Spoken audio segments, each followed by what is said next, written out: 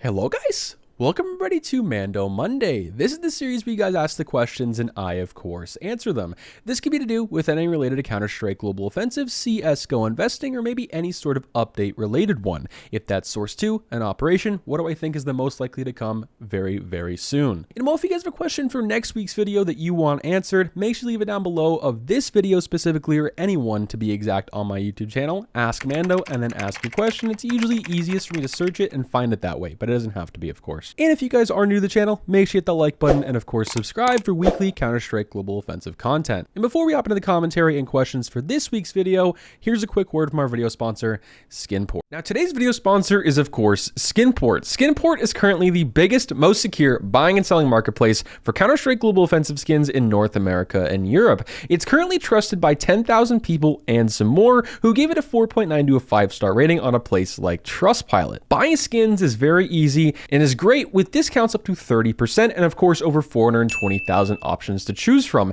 In those instances where you want to buy something, for an example, you're going to run into examples of something like this. The Bayonet Doppler, currently listed on the Steam market for $507. Skinport is offering for $382 USD, of course. That's a 29% off discount compared to what it has on the Steam market. Checking out whether you're buying or selling skins is easy, fast, and secure. With selling, of course, it goes to your bank directly via bank transfer with no hidden fees whatsoever, which is very, very nice. If you guys are interested in selling some of your skins or picking up some new flashy ones, make sure to check them out in the top of the link in the description below. Now, our first very common question up here is from Proxer. Okay, this has been a very common question throughout the YouTube channel, really ever since I stopped streaming in the first place. He says, wouldn't you stream? What happened to your stream? Why aren't you streaming anymore? And while I have a whole video on my channel already, my return back to twitch.tv/LukeEatsCSGO, go check it out, where I'll be streaming live Counter-Strike Global Offensive content, inventory reviews, price checks, sticker checks, playing with viewers, face it, giveaways, really all you can name it and imagine, really. Of course, all dressed up in the costume with Chewbacca on screen.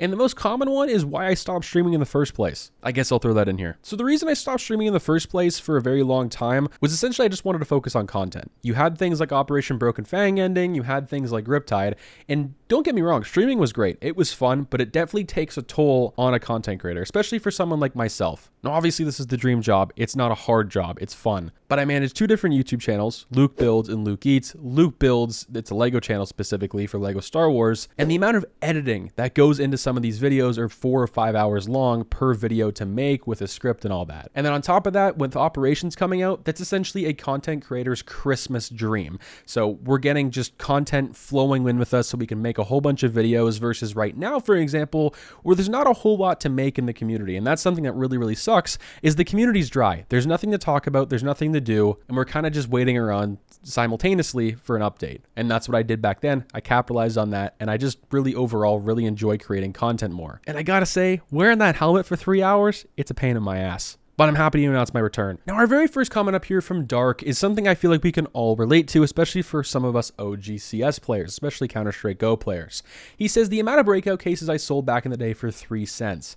Pain. All I find is pain. And I'm with you, man. I'm 100% with you. I wish I kept my entire inventory. And well, to be exact, I have a whole video coming out this week. It's pretty much a documentary on CSGO Wild and how I lost a $5,000 inventory essentially on their website because things were rigged. As a 14-year-old kid, I was influenced by the wrong people, and some of those skins would be worth probably around $20,000 today if I kept them, with some of the stickers as well. So stay tuned for that. Probably the most highly edited video I've ever done. And you might be able to relate a little bit to that. But I definitely can agree with you. It sucks selling cases for 3 cents back in the day, knowing how much they are today, especially some of the skins as well. Now, our next question up here is, of course, from Strats. And he says, I want to sell my Antwerp souvenir packages before the Rio Major hits. Do I need to stay a little bit or just sell them off? My personal opinion, not going to be the most positive opinion or maybe popular, but in my personal opinion, I would get rid of them. There are just so many of them on the market for how many they are. And there's a very good chance they're going to reuse a lot of the same collections we had from the past couple of majors. So that's just going to add on to the more skins we have. The stickers most likely aren't going to change. And with there being so many in quantity, the worst that can really happen, in my personal opinion, is with the next major being, of course, hosted by ESL. Maybe they might bring autographed stickers back and put them on souvenirs, and that will devalue the older ones we've had the past couple of years even more, for all I know. I'm not sure. But the big problem I have with them is just the sheer quantity on the market, and that's why really no one suggested them the past couple of years, including myself. So hopefully that answered your question. I know know it was probably what you wanted to hear, but I feel like it's what you needed to hear, if that makes any sense. If you guys have any different thoughts about this, help this guy out down below as well. And that's for any question on this video. The next question up here is, of course, from Delton. He says, talk more about Source 2. Well, buddy, I got you. We got more Source 2 videos coming out this week. It's a pretty interesting one. And essentially, I think Valve is just taking their sweet time with it for a multitude of different reasons. Number one, it's kind of unrelated to Source 2, but that being an operation. I think personally, Valve is going to release an operation when players start to go down even more. And I talk about this in the video later this week, but they want to do minimal effort to obviously maximize the return. So we have 1 million concurrent players in CSGO and really have been every single day throughout the past couple of months with nothing going on in the game. And player counts are bound to fall off eventually. So what I think is going to happen, we lose 200,000 or 300,000 players, maybe after the Rio Major, for example, and then Valve drops an operation. Maybe drops Source 2. That'll bring all the players back. Most likely, I think they're going to put them either together, release an operation, and then release Source 2 with something else in the future to kind of give it some more, cream of the crop type of stuff. Give you some more content overall. And of course, to hype it up and market it up a little more. But it's definitely coming. I just think the problem with them releasing it is, of course, the time. And apparently they've had a really hard time porting over a lot of the workshop maps. That's probably a reason as well. They've had some troubles, and maybe that's part of the delays. We don't really know. Our next question up here from Dave, and he says, ask Mando, would you say Krakow 2017 signature capsules are a good investment? Now, I talked about this the other day in a CSGO investment hype video, where I talked about the best monthly CSGO investments and how much they went up, and pretty much all the hyped ones anyway that most people were talking about, and kind of pump and dumps. Now, the Krakow 2017 Legends and Challengers capsule was on that list. They went up about $30 or $40 in the matter of a month. And just for that solely right there, definitely would wait a little while, because the hype is on Krakow right now. There's nothing else going on. When we get an operation, when we get Source 2, or even when we get the Rio Major stickers, you'll start to see a fall off in price in some of these, for an example, and that's when I would buy in. When there's not a whole lot of hype around them, and how can you tell when there's not hype on an item? Look at obviously the Steam charts the past couple of weeks. You can either ask me, and the best suggestion I give to most people is just wait a week from whenever they're hyped up or you see they're hyped up. If the price hasn't really gone down too much, maybe hop in. But one of the good things about the Krakow capsules, love or hate the golds, people are calling them the next Katos, which I don't agree with, but they're definitely something special, love or hate them. They're really rare, they look pretty good, and of course some of the foils look absolutely amazing. So with that being said, they're bound to go up. It's just really a matter of time. So if you have time on your hands, then definitely go for it, and definitely just wait a little while before you go into it, because it just kind of got hyped up. Now, our next question up here is from Sim Decent. Descent. We're gonna call you Sim Swap, okay? Question up here from Sim Swap, and he says, I came back to the game recently, and the way the market has seemed unsteady, going up and down, is scaring me away from buying into anything. My mindset is still stuck in 2018 and 19. Well, buddy, you need to get out of that shit. No, I'm kidding. Yeah, 2022 has been a really weird year for CSGO. I mean, it's definitely been the most different we've definitely seen. I mean, we've seen knife prices go up triple, quadruple the amount they usually would in an entire year. So for an example, this year, you had things like the flip knives, the lower tier gut knives go up $30, which is just kind of crazy. In years prior, for the past 5, before this year, you wouldn't have maybe seen $30 on some of the lower tier knives up until 2022. That was, of course, because of the Chinese, the increased player count, and of course the Chinese website UPin, along with many other different reasons and things. But yeah, this year's definitely been more of a selling year rather than a buying. And for the longest time at the beginning of 2022, I was really nervous about telling people to, go into this stuff. Don't feel nervous to go into it, because I was nervous myself. Why would I tell you to do something that I'm scared of doing? But now I've kind of changed my mind on a few things, learned some things throughout the year. If you're willing to hold for the long term, there's not really anything wrong with going into cases, for an example. But that's the thing, you got to hold for the long term, because you're definitely going to see some dips pretty soon if we go the way I think we're going. But obviously that's just speculation. For all we know, the market could just keep going up. But obviously it can only keep going up so much, and that's what I think you're getting to here. So me personally, if I was in your shoes, in your case right now, I would just wait. Things are eventually going to go back down. It's not forever going to be up. Now, another thing to note inside of CSGO, and a very big question amongst the community right now, is what is happening to butterfly knives inside of the game. They have recently gone up $200 or $300 for some instances, like the butterfly on buff and whatnot. They have gone up almost $400. And you look at the Steam market a year ago, the butterfly knife, for instance, was $900. Now it's, of course, over $1,500, which is kind of crazy. And it's not just the butterfly knife, not just the M9, it's practically every single one. The Nomads also had some hype, which is pretty interesting. The flip knives also had some hype recently. And people are wondering what is going on. Should they buy or sell their current vanilla knife if they have one right now or want to pick up one? Now, if you want to pick up one, it's the same thing as said previously about other hypes inside of CSGO. Usually things like this don't last very long. Now, I'm not going to say and go ahead it's market manipulation, but things are obviously happening. And the reason I wouldn't say it's market manipulation is, of course, it's happening on other platforms as well, on a place like Buff, other third-party sites mainly on there, as well as the Steam market. So I'm assuming it's some sort of hype. Obviously, it's no secret that player counts are really rising. That's causing people to open more cases, which we don't have. So it's rising the price of the current cases we have at the moment. Best thing to do in this example, if you have one, you want to sell it off, not the worst time, but buying in, I would probably wait a week or two to see if that price is very stable. If it is, then you should buy in there. Now, our next question up here is, of course, from Hayden Brickwood. And he says, why isn't the Danger Zone going up in price since it has nice skins and nice knives and they look also so good?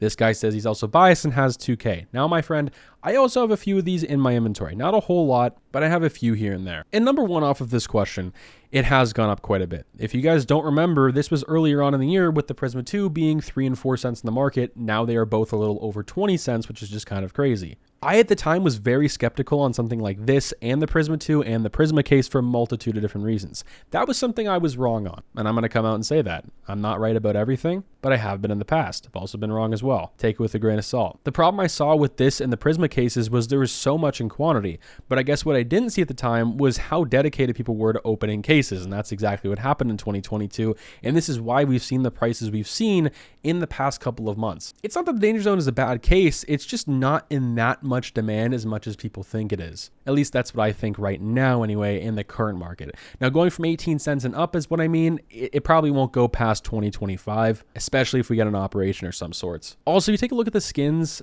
in the cases, and specifically the Danger Zone, there's a lot of them on the market, and that probably doesn't help this case either, literally. So yeah, it has gone up a lot this year, just recently not so much, and that's for a bunch of different reasons. Our next question up here is, of course, from Poppy, and he says, easiest way to get buff balance. So I've made a few videos on this in the past. It's really not a whole secret to do it.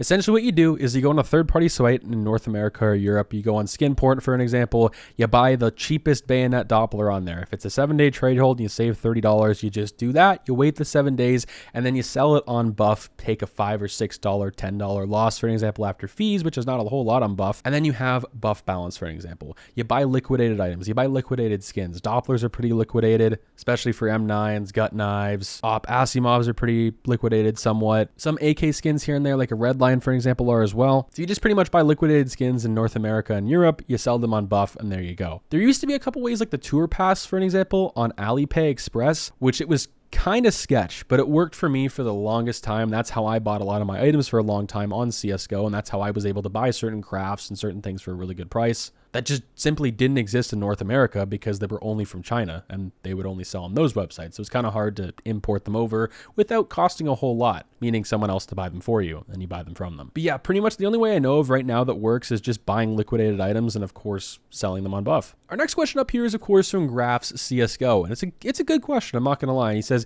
any plans to collab with some other CS YouTubers? At this point in time, not really, no. I don't mean that in any disrespect in any sort of way. I'm just kind of staying in my own boat right now. I'm really enjoying creating my own content. I'm trying to learn my own path still. I'm still doing investing content, obviously, in CS, but I'm starting to kind of stray away from that here and there. I'm kind of growing to an audience where I feel like if I talk too much about a certain skin or a certain item, that's what I've been doing this past year, is trying to stay away from talking about this one specific item in a video. That, for me anyway, can inflate the price in the Steam market sometimes, and I don't mean to, and that can look really bad on my name. I also think CS investments on YouTube and the whole thing on YouTube has just been completely oversaturated. You have everyone and their mom's dog doing it now, which it doesn't really feel as special for me. You know what? When I started it, it was purely passion. I'm not saying these other people don't either, but I mean, every single video is dressed up as a Mando, talking about my previous successful investments. Obviously, we had some flops with RMR. We also had some very successful ones along the way as well. But yeah, for the time being, probably just going to stick on my own lane. I'm not sure if I will anytime soon. I'll let you guys know if I do, and it will be very interesting if I do as well. If that's something you guys want to see, let me know down in the comments. I'll hit some guys up. Now, our last and final question up here for today's episode of Mando Monday is, of course, from Jebs. It's one of my favorites, even though they were all great. This is a very interesting one right here. He says, ask Mando, how do you think the community will react to Source 2? Personally, I think it'll drive away most people if it meets the current expectations instantly. So that's a pretty good explanation of how you think this will work out with Source 2 in the community. I personally think Source 2 is going to be a huge disappointment for a lot of people, because most people think, and how I thought Source 2 was going to be a very long time ago, was this insane graphical update where it was going to look like GTA 5 or, Red Dead Redemption 2, for an example, on PC with 4K graphics. And realistically, it's not going to look like that. It's going to look very similar to CSGO, and over time, they're going to be able to make and produce different skins that have, animated effects like they do in Valorant, because they're limited to that in Source 1.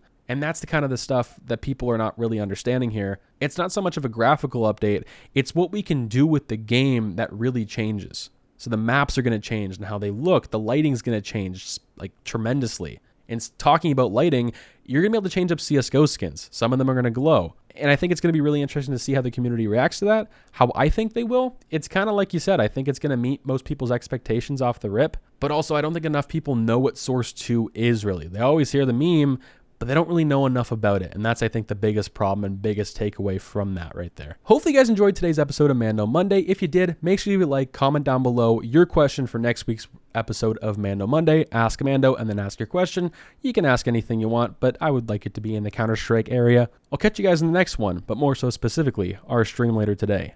Peace out. Go sub to our Twitch, motherfucker.